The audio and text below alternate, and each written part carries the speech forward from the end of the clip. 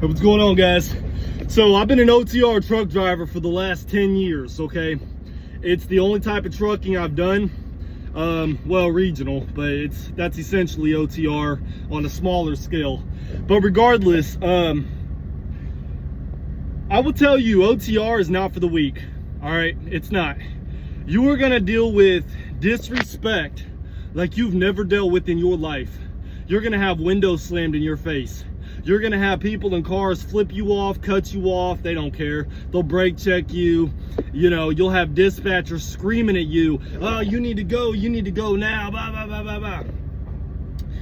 You know what though, when you make your bones in this industry and you've been driving a while, you learn what to tolerate and what not to tolerate, okay?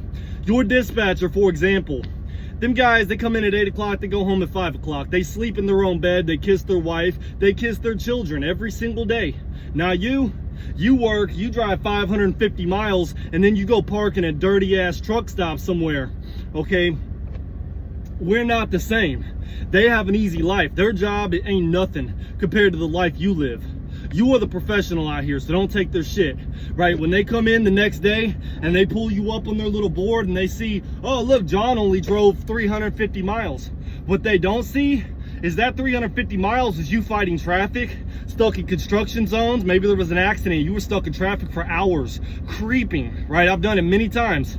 I remember once a motorbike, a guy on a motorcycle, this was in Chicago. He went off the overpass and he hit the road below. A car hit him, all right? They shut the road down for like 8 hours. I swear to God, dude, I was there. I basically took the majority of my break right there on the road. Everybody just turned off their engines, dude. Traffic was backed up. They were trying to root people off in the exits, but trucks can't go that way, right? So people in cars, they were fortunate. They were able to get out of there. Not everybody, but a lot of people. But regardless, I digress. The point is, as a driver, you are doing the hard job. You are doing the hard work.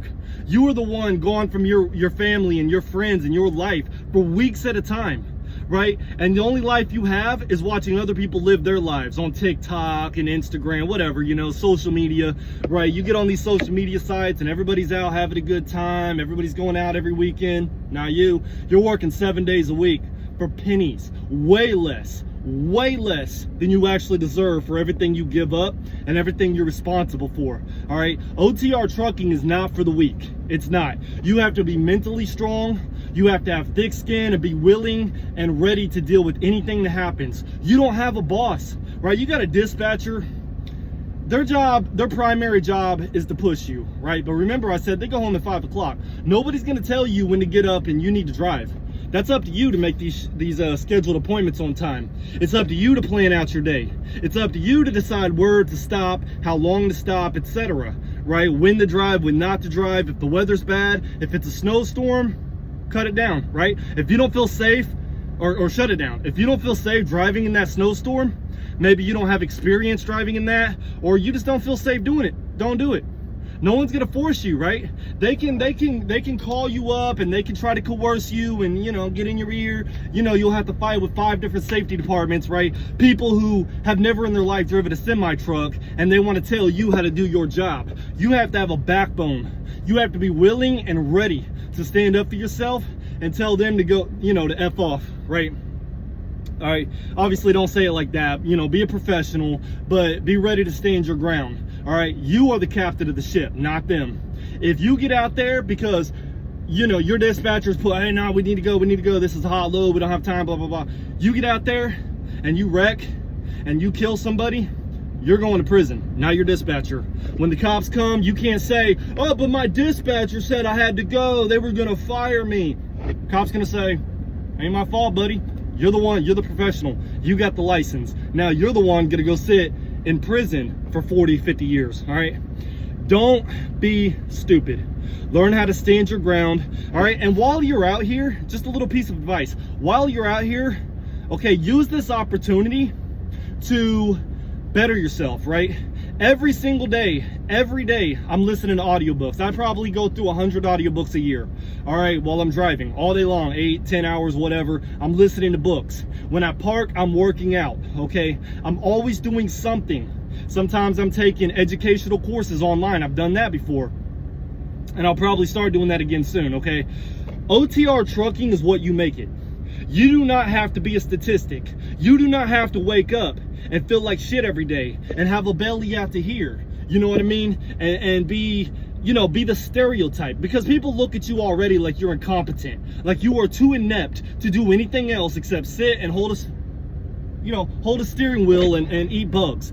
That's what the majority of people think, because they stereotype you. Because they have, you know, the majority of people that stereotype us, they get their ideal from what people have told them, from movies that vilify us, right?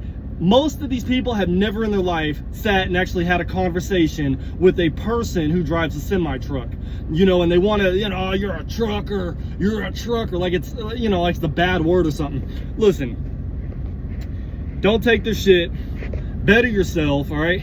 And if you're just getting in the industry, I would suggest spending your first year just learning how to back, learning how to handle your truck, learning what to do, what not to do. You're gonna get lost, absolutely, 100%. You will get lost, whether you're using a GPS, a Rand McNally Road Atlas, it doesn't matter. Everybody gets lost. You will get lost, you'll get frustrated. There's gonna be days when you just wanna take your keys and throw them in the woods and catch the next flight home.